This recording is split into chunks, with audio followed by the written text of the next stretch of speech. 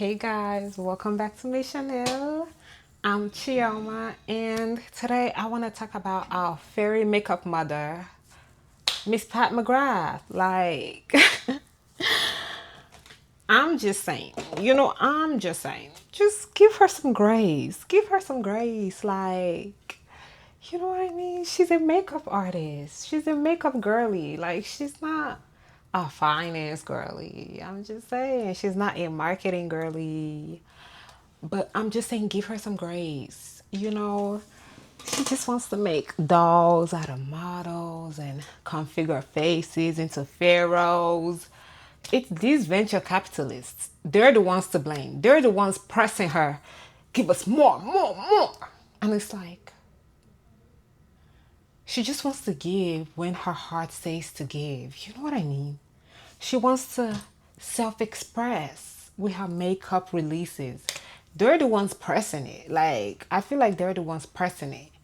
Because, yeah, okay, the Bridgerton collab I did like. You know what I mean? I loved that. I feel like that makes sense. I wish she had done like a Dune collab, kind of like the Star Wars almost. The Supreme one, I don't really get. I feel like that's the venture capitalists. They're the ones that want that. Because they just want to cut every corner. They want to cut every corner of her creativity for coins. For coins. For mere coins. And they just want to stifle her spontaneity for money. Oh, how sad. Personally, I'm rooting for her regardless. Okay, I'm rooting for her regardless. I know the business was having a lot of troubles. I have heard things about their customer service. I feel like, I'm just going to give her some grace. Personally, I'm going to give her some grace, and I implore y'all to do the same. Because why not? Okay? Why not? They just got some new cash flow, some new money. So I feel like things are going to be better. I know people could complain about the pink eyeshadows, which I honestly don't know nice to say about that. I ain't got it. I don't have it. Anyways, I saw some talk about the way the brand is going, trying to be like a luxury brand, but also coming from a history of being a more professional artistic brand. And I feel like, yes, she probably did have some direction, some problems with directions. But I think it's, when you have so many people, the people that gave you money, they're like, we want our money. The people that did this, they're like, it's just too much. It's too much. So I actually feel like the way things have turned out now with the bankruptcy filing and everything can actually be a good thing, because it will give her more control on how to direct the company. And personally, I feel like this company will look really good as like a more artistic, like not for everybody, the people that love and want Pat McGrath, we don't need it to be in 100 billion stores. Like, we can order online. You know what I mean? Like, we can order online. Okay, maybe it's in Sephora, but it doesn't need to be in every single Sephora. Like, we don't mind if it's not as readily available as some other things, right? Like, I feel like her products are for mature audiences only. Okay, this is a brand for cultured palates. Okay, it's not for everybody. Not everybody is gonna like her looks. Not everybody is gonna see what she sees or what she thinks is possible, right? So I feel like her brand being like a creative, I want to say artisanal, artisanal brand. Like, think maybe like an old fashioned, old Hollywood type brand. Like, that would make sense to me. That would make sense to me. Even like the names she gives her things, like the way she like the places her mind goes with it, that makes sense to me. Like Mothership, Sublime, you know, Vendetta. Like, the way it is, the artistic direction, I love. So I just feel like her brand should be something for her to celebrate, for her to put her creative views, how to share it with her audience. And it shouldn't be something that is bringing her stress and strife. Because the way the brand is, like, part of, the information that we have is that she also had to give them something personal, to one of the lenders that gave her money. She had to offer them something personal. We don't know what it is. It could be like her name when it comes to licensing, which, oh my god, I hope not. I hope not. Okay. It could be something severely personal to her, and then for her to lose that over something that is supposed to be happy and joyful and fulfilling for her. I just feel like no. Even how I learned about the Gold 01, like the original product that launched the brand. She was working in a lab and came up with this very beautiful, divinely inspired gold color. Okay, and it could be used for eyes, lips, highlight, face, whatever you want. And that was how the brand came about. And she was just like, you know what? Yes, let me share this with the world. And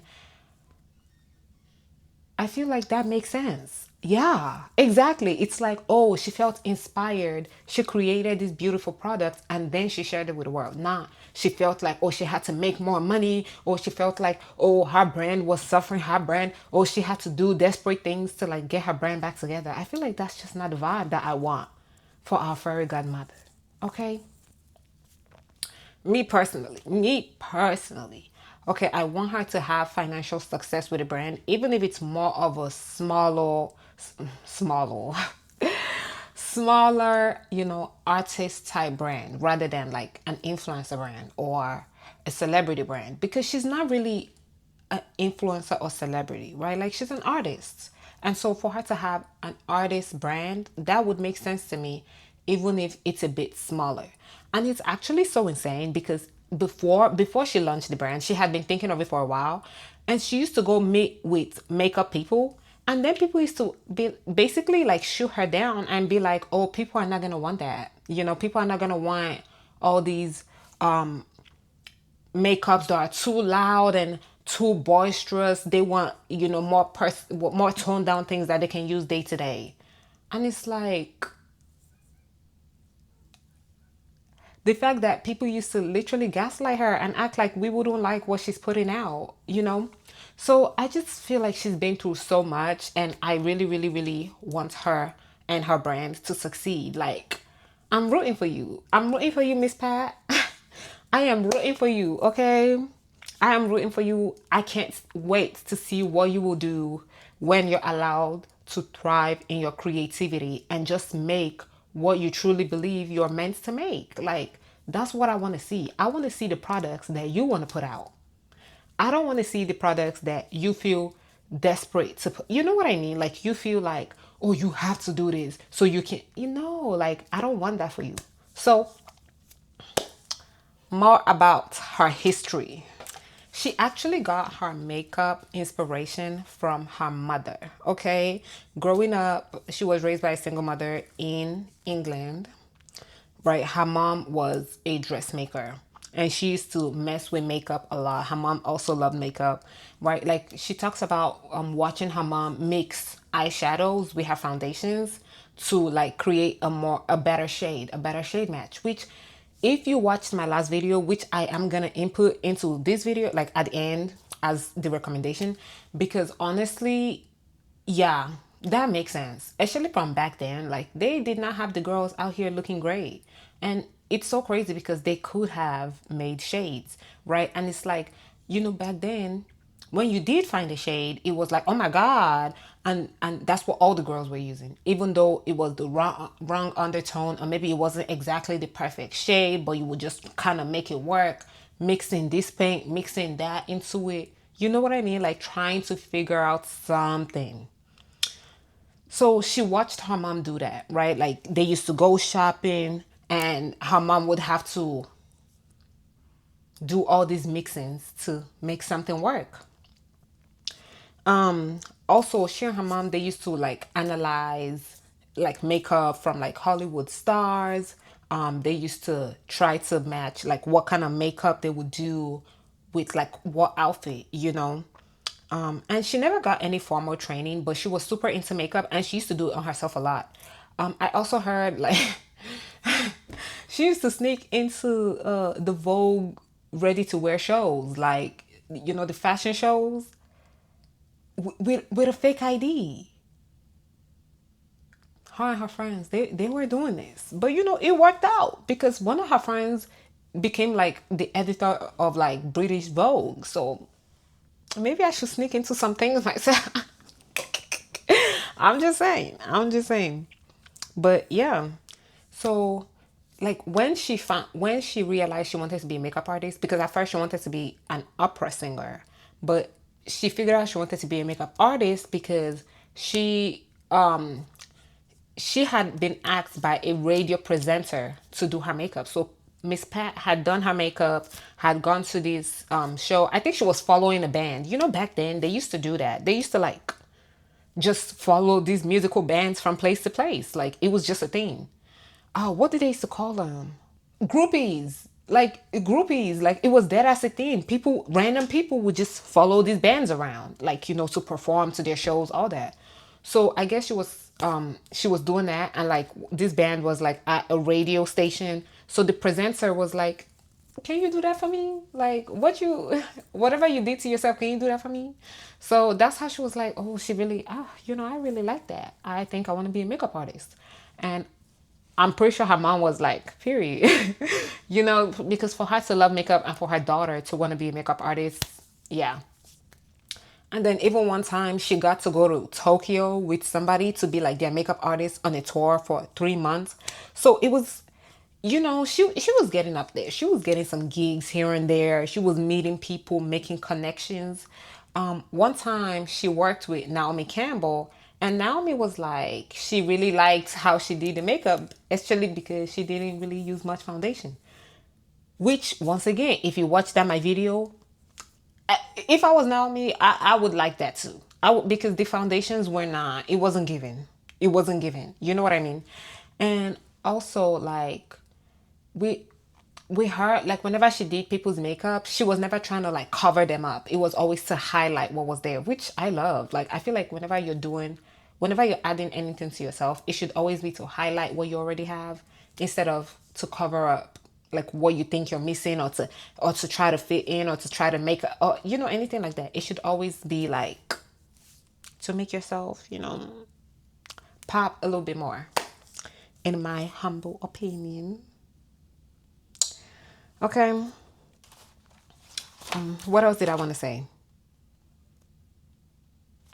Oh, like, and of course, like she has worked for probably all the major brands at this point, right? Like she regularly does like at probably up to 60 shows. She like creates the concepts, execute. I remember I was watching one of her videos and she was like, these makeup looks are being done in like 15 minutes. 15 minutes? Girl, that's insane. Of course, they already have the concept and they've probably already tried it out to see how it would look and all that. But still, to be able to do all those models back to back, like, period. Um, yeah. And oh, she was also recognized by, I guess, the British Empire, by the late Queen. Okay. She's now a dame. Okay. Now she got a title. Yeah, and that's really all I have to say about her. And so we what I can tell from her story, from her creative story, like this is like meant to be. She's very open-minded when it comes to makeup and beauty. Like literally from her upbringing, it has been a part of her. So I truly believe that that is part of the reason like the makeup brand had problems, because maybe she's not really somebody that is super into the business side of things. But then I hope that with this experience, she's able to take that and like understand that, like, you know, sometimes it just might not be worth it, right? Like, yes, you have extra money, yes, you have all this push supposedly, but then they're gonna push you also in ways that you don't necessarily want, and then it can also bring stress on the back end. Like I said, I feel like it wouldn't be a problem for, like, what do they call these brands, bro? I don't have to call them like house brands, like niche. Like, yeah, like more niche brands, more. And you know what is so crazy? She would still have a cult like following, but it would be more of a, oh, if you know, you know thing. So it would be like more exclusive. It would be like people being like, oh, you know, yeah, I use Pat McGrath, because it's not so well known. Like people would be like, yeah, yeah.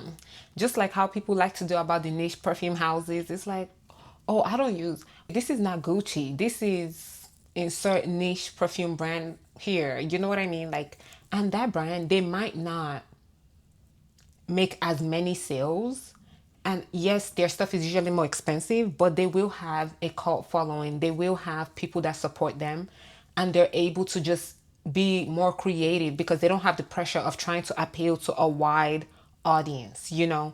And people wouldn't mind if the product had what are those things called? Like a learning curve. Like, oh, you had to learn to use it. Matter of fact, people will take that on the chin, and that would be like a pride thing for them. Like, oh yeah, yeah, you know, I finally, you know how people love to be. So, yeah, personally, I support it, and that's all I have to say for today. I'm just saying. I'm just saying.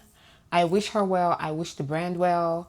I hope with this money she's able to hire people that can give her good advice, or people that can just run the business side of things while she focuses on the creative side of things. Because, oh, something else I almost forgot. Like, she's still working with other people. Matter of fact, I forget what company is that. I didn't plan to add it to this video, so I didn't do the research on that. But I think it's LVMH. Actually, she's she's in charge of like a beauty brand, or like their beauty sector, something like that, like their makeup stuff. And I'm like, that's insane. But then, oh, I saw something where people were like, why didn't she open the brand under LVMH, right? Like, rather than opening it with these investors. And like, some of the investors were shady, which is where the stress is coming from, which is where the push to just do so many different collaborations, even ones that might not necessarily make sense, right? So yeah, I just, oh, also, I wanted to make note that her and Naomi Campbell have maintained like a good working relationship.